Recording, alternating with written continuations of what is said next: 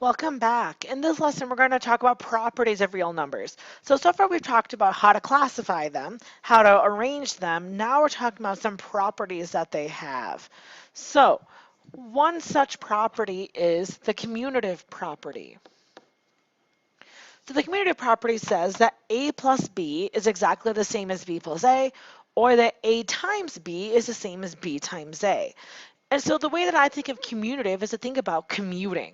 So for example, commuting to school and then home, both directions end up being the same, okay? So you end up at the same location at the end, no matter which way that you went. So for commutative, we're talking about that commute doesn't matter, okay? Going there and back or back and there, it doesn't matter, gets you in the same place. That order does not matter. So if we think about some examples of this, to display the commutative property, that would mean that 3 plus 4 is exactly the same as 4 plus 3. It means that x times y is going to be the same as y times x. Means 5 plus c is exactly the same as c plus 5, or 5yz is the same as 5zy. The order that you write the things in does not matter when you're multiplying or adding, okay? That commute, that order, does not matter. Next one is the associative property. So the associative property says that if you do A plus B, then C is the same thing as doing B plus C and adding A. And same thing, if you group A and B together, multiply it by C, is the same thing as taking A and multiplying it by the group B times C. So for associative, I think of who do you associate with? Who do you group yourself with? Who do you hang out with? And what it says is that grouping doesn't matter, okay? So also I remember this one, that it's the grouping that does not matter, okay? Because associate. Association, who do you group yourself with, okay? And to show you some examples of how that works, again, what it says is if you have 5 plus 4 plus 7, you can group the 5 and the 4 together to add them up, and that's exactly the same as if you had grouped the 4 with the 7. Or 4 times x, then y is the same as taking 4 and multiplying it by the product of x and y. So those two are really basic. However, it's also easy to confuse the two unless you're good at remembering those little tricks, okay? That's how I distinguish them from each other, so I hope that it helps you tell them apart as well. So the next one we start having, it's a little bit trickier of the identity, or of the properties. So the next one is the identity. Okay, and here what I think about is your identity doesn't change. Who you are at your core really doesn't change. Okay, your personality might differ here or there, but who you are doesn't change. So that's the idea of the identity, is you're doing something that does not change the result. So for example, for addition, if you add a 0 to something, it's not changing it at all, okay? The result, A plus 0, is still A. So that is the identity, okay? The identity for addition is 0. For multiplying, so here, A times 1, because I'm multiplying by 1, and actually this has a typo in it, so if you could be so kind, that is actually A. Okay, so A times 1 equals A. What it's saying is multiplying by 1 does not change whatever you were dealing with. So what that means when I think identity, I think of what can I do and not change, okay?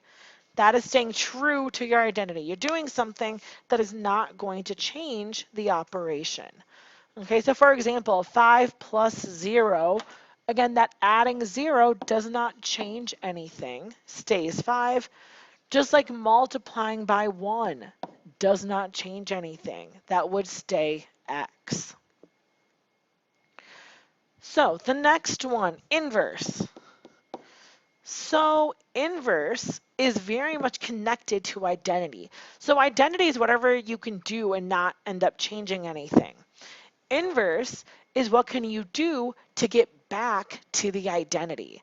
Okay, so inverse, think undoing. Okay, you're trying to get back to the identity. So what that means for addition is using a negative. So A plus negative A brings you back to the identity. You're undoing A to go back to the identity. Or in terms of multiplication, we call this, oops, we call this the reciprocal. Okay, A times 1 over A brings you back to the identity of 1. So again, what are you doing? Inverse gets you back to the identity for that operation. Okay, you're going back to that identity. So some examples. 4 plus negative 4. So it didn't get me back to 0 because 0 is the identity. So this was the inverse operation.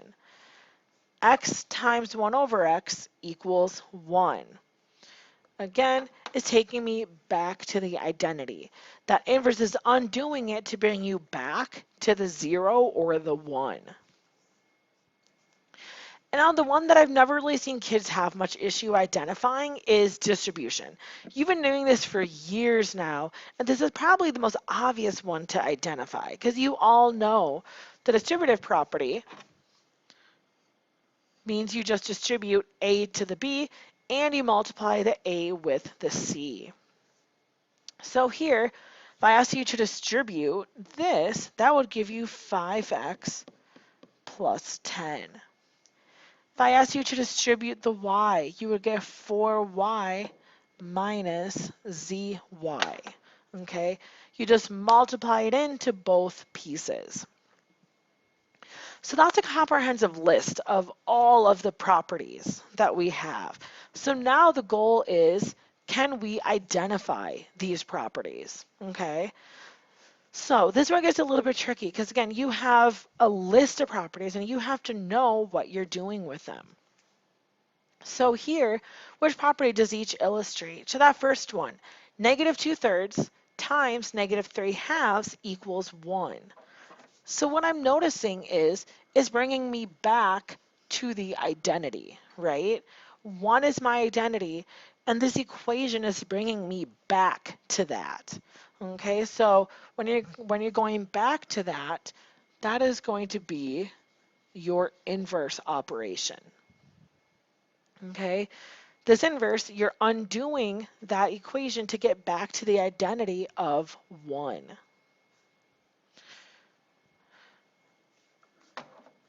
Now, for the next one, what I'm seeing is the change here. The change is in the order. So the grouping didn't change, but the order did. Notice 3 times 4 and 4 times 3. So because that order is changing, they switched it up, order is a commutative property. So this is demonstrating the commutative property that you can change order and it's not impacting anything. And in this final one, if you notice a difference from here to here, what did they do? They distributed. So this is the distributive property. Okay, they distributed that 3 into the parenthesis. So another way that I can ask you to do this is I could give you a big list and just ask you, hey, match some of these together, okay? Match its equation with the property that is being used. So let's go through and attempt this. So here what I'm noticing, the difference in these two pieces is the order. You're demonstrating that the order does not matter. Okay, when you're flipping order, remember order is that commute, okay? Going there and back. isn't making a difference. So I would pair those two together. This next one, what I'm noticing is the grouping has changed, okay? Remember, grouping is the associated property. Who are you associating yourself with? And showing that that is not impacting the equality here. This next one, this next one is getting me back to the identity, okay? The 5 and the -5 are undoing each other to get me back to that identity piece. Undoing is the inverse. Here, again, I think one of the easiest ones to recognize is this, when you're meant to distribute those pieces throughout. So when you look at that, distribution. And then finally, the last one, I'm doing something, I'm multiplying by something that is not changing the value. And remember, when you see something that creates no change, that is the identity. So again, hopefully you wrote down all those little tidbits and tips I gave you for how to remember these things work. Now that you've gone through this, once again, now you're ready to do that associated worksheet in order to practice on your own.